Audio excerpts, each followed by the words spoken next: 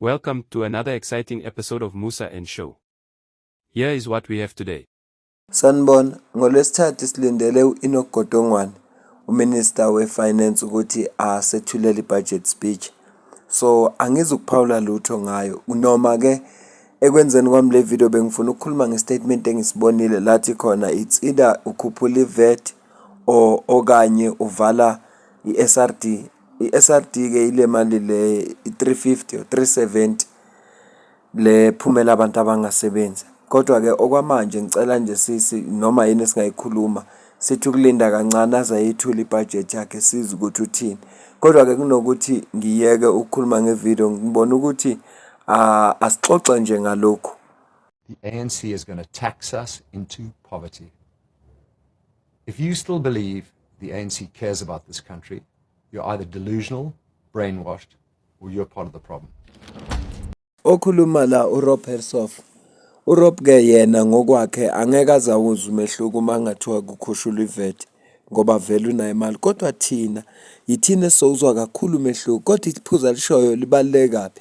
iANC izositaxa isithexele sihluphekile vele angazi sizoba kanjani ngoba zonke izinto zizodurela thina. Njengokuzwa kwami ngizwe sengathi bazimisela impela ukuthi ayikhuphuka iVAT. Siyakhumbula ukuthi emavikeni adlule iyahlehla ibudget speech ngoba ingavumelani neDA. Yazi yathi iDA cha akube khona izinto abazikhathayo.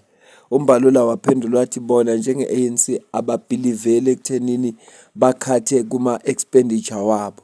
Kunokuthi bakhathe fanele bangamane bakhuphula iVAT kumane kusokona abantu abahluphekileyo.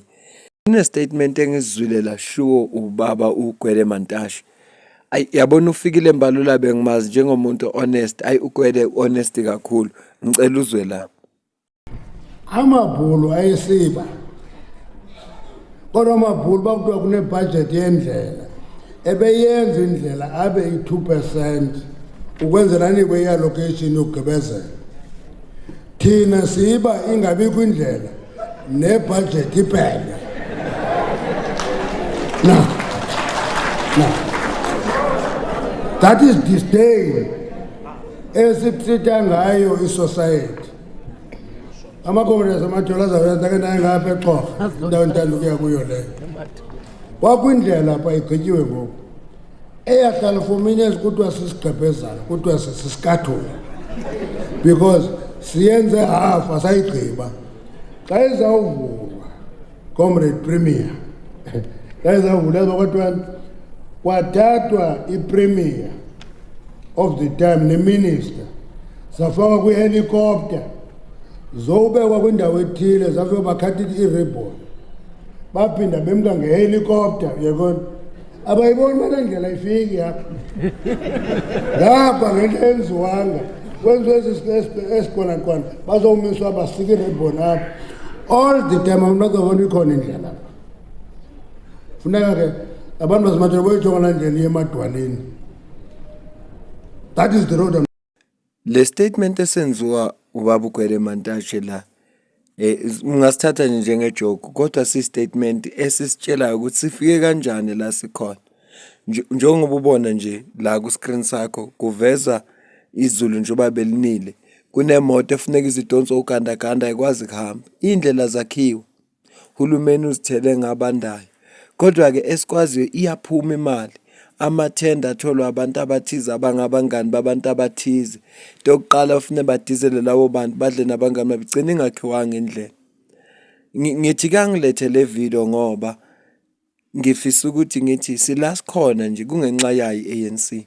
Sila sikhona manje la sekufuna kucindezeleke khona abantu abahluphekileyo kungenxa yayi ANC. Uthe uRob Hersoff ngale mayiqaleni wathi uma ucabanga ukuthi ANC ikhathalele lezo it's either delusional noma uyingxenye yenkinga, you are part of the problem. Ekunzima ifile lento sikuyo and ngamaselonke apha sibhizi corruption ngamaselodwa apha. Kune video ke ngiyibonile la bekhuluma khona uPrince Mashele. Bengayi akuyena umuntu ebengimnaka kakhulu kodwa manje sengimqaphelile. Izinto ayishoyo ezinye zazo ziyaba yiqiniso.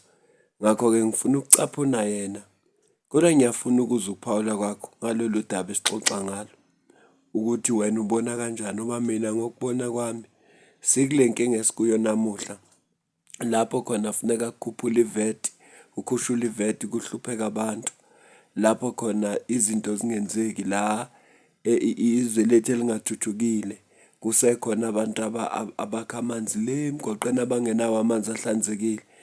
Angifuni nje ikhuluma indaba abantu base-Eastern Cape bayakuthanda ukusokola lawo bantu labo nje angifuni ukuyikhuluma indaba yabo yibo abavotela i-ANC ekubeni babekhala ukuthi amanzi bawaphuza ney'nkomo. Angifuni nje ukuyikhuluma indaba yabo, khuluma ngabantu mina abangenayo imigwaqo uhulumeni ongabakhathalele ukuthi wena ubona kanjani. Uma mina ngithi yonke lento yenziwe yi-ANC ungayivotela phela uma uyithanda, kodwa nje ngeke silishintshe iqiniso lokuthi sila sikhona ngenxa ye-ANC.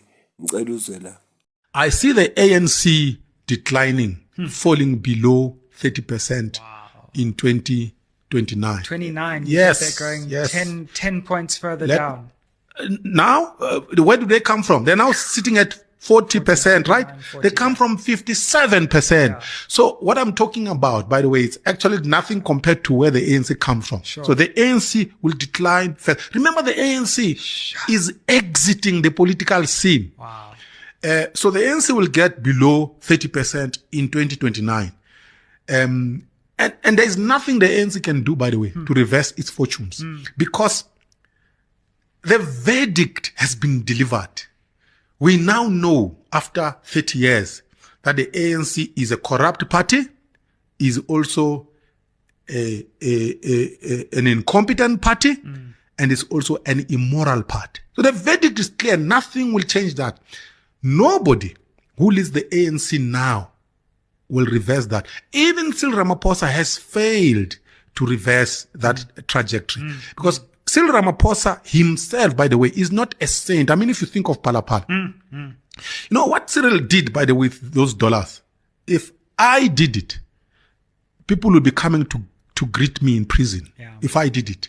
Lento eshiwo uPrince Mashelela ngiyayifisa mina yenzeka ukuthi ANC ibe ngaphansi ka-30% ku-national elections iphume emandleni ngeke kuphatha abanye abantu futhi ingabi ingxenye ye-GNU iphume kunelinye iqembu ngoba lento ye-GNU noma i-coalition yenza ukuthi singaboni ukuthi elinye iqembu nalo basuke bambisene emaningi. Kodwa nje uma i-ANC ingakiphume emandleni njengoba osho ethi nje uyibona i-decline futhi ke zonke lento ezenzeka khona zenza mina ngiphelelwe ithemba kakhulu kuyo. Kodwa futhi sengiqaphelile kakhulu ukuthi abanye abantu ba above the law. Asisho ukuthini kodwa ayikho indaba enhle nje ukuthi icala lihanjwe liphele enkantolo. Kodwa indaba yePhalaphala nopresident wethu amaphoyisa asedecide ukuthi ngcono bayenze manje bayiclassify as top secret. Asina access kuyo asazi kwenzakalani. Okukhombisa khona ukuthi asilingane emthethweni. Kunezilogene ezihle ezinhle nje. Kuthiwa no one is above the law. Nolokho kuyashiwo nje. Abantu base South Africa yabona into eniyenze ngo-2024 29 May yokuthi ANC yehle njengoba ku-40%. Uma singayiphinda nje ngo-2029 ibe ngaphansi ka-30%. Sobe sisebenzile. Ayikiphumi i-ANC kungena abanye abantu. Nabo futhi abayongena bayobe sebazi ukuthi abantu base South Africa bayonto okudlala. Ngoba eSouth Africa kuthiwa thina abamnyama siyi-majority. Kodwa siyi-majority eqeda ukwenzani? Siyi-majority makufuneka sivotele abantu sibafake eParliament. Umuntu mayesengena eParliament sehola ama-100,000 sene-medical aid akasenandaba nathi. So bengenza nje le video ngithi bantu bakithi asingakhohlwa ukuthi sila sikhona kungenxa yayo i-ANC.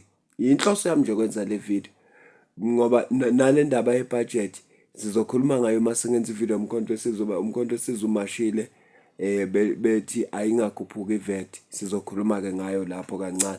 Kodwa nje usuku sokhuluma kahle ngalo uLwesithathu lomhla ka-12. Lawo minister ezosethulela khona ibudget yonke bese siza ukuthi bathini. Ngoba phela kunokuthi bakhathe bona ama-expenditure wabo ngamanye kusokole thina. Kule economy nje. Ngiyacela ukuthi ngizwe ukuphawula kwakho kuthini ku-comment section below.